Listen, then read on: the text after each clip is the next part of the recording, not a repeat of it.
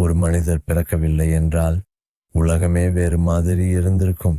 அன்பு என்ற வார்த்தை வேறு அர்த்தம் கொண்டிருக்கும். மன்னிப்பு ஒரு பலவீனம் என கருதப்பட்டிருக்கும்.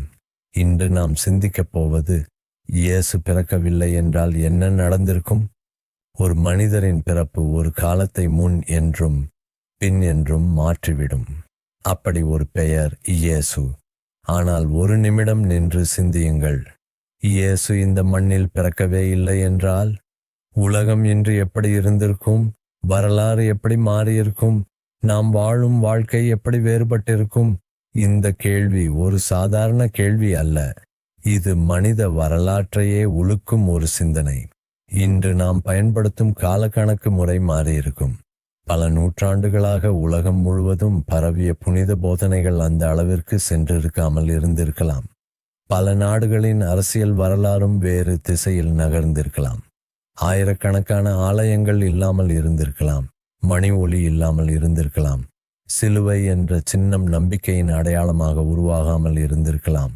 ஒரு மனிதரின் பிறப்பு உலக நாகரிகத்தின் சிந்தனையை மாற்றியது.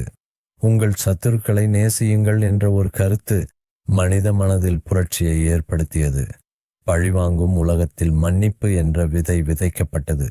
ஒருவர் காயப்படுத்தினால் திருப்பி காயப்படுத்த வேண்டும் என்ற எண்ணத்தை மாற்றி மன்னியுங்கள் என்ற அழைப்பு கொடுக்கப்பட்டது. இந்த போதனை இல்லை என்றால் மன்னிப்பு என்ற பண்பு மனித சமுதாயத்தில் இவ்வளவு ஆழமாக பதியாமல் இருந்திருக்கலாம். அன்பு என்பது உணர்ச்சி மட்டுமல்ல, அது ஒரு முடிவு, அது ஒரு தியாகம், அது ஒரு வாழ்க்கை முறை. இன்று உலகம் முழுவதும் உள்ள அனாதை இல்லங்கள், மருத்துவ சேவை நிலையங்கள், கல்வி நிலையங்கள், ஏழைகளுக்காக அர்ப்பணிக்கப்பட்ட பல சேவைகள், இவற்றின் பின்னணியில் அன்பு மற்றும் தியாகம் என்ற சிந்தனை இருந்தது.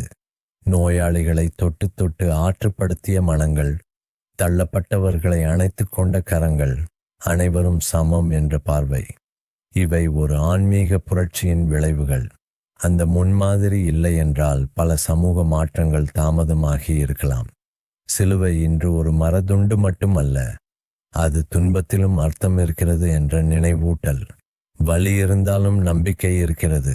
இருள் இருந்தாலும் ஒளி வருகிறது. தோல்வி போல தோன்றினாலும் அதற்குள் வெற்றி மறைந்திருக்கலாம். இந்த சிந்தனை பலரின் வாழ்க்கையை காப்பாற்றியது. நம்பிக்கை இழந்தவர்களுக்கு புதிய அர்த்தம் கொடுத்தது. இது இல்லை என்றால் மனிதனின் ஆன்மீக தேடல் வேறு பாதையில் சென்று இருக்கலாம். ஆனால் இப்போது ஒரு முக்கியமான கேள்வி, இயேசு பிறக்கவில்லை என்றால் என்ன நடந்திருக்கும் என்று கேட்பதற்கு பதிலாக, இயேசு பிறந்தார் என்று நம்பும் நாம் அவரின் போதனைகளை உண்மையாக வாழ்கிறோமா என்று கேட்க வேண்டிய நேரம் இது. அன்பு நம்மிடம் இருக்கிறதா? மன்னிப்பு நம்மிடம் இருக்கிறதா? பகைமைக்கு பதிலாக கருணை கொடுக்கிறோமா? தள்ளப்பட்டவர்களை அணைக்கிறோமா? வரலாற்றை மாற்றியவர் நம் இதயத்தையும் மாற்றுகிறாரா? உலகம் மாற வேண்டுமென்றால் மனிதன் மாற வேண்டும். மனிதன் மாற வேண்டுமென்றால் இதயம் மாற வேண்டும். அந்த மாற்றம் நம்முள் ஆரம்பமாகிறதா? இந்த கேள்வியை உங்களுக்கே விட்டுவிட்டு சிந்திக்க அழைக்கிறேன்.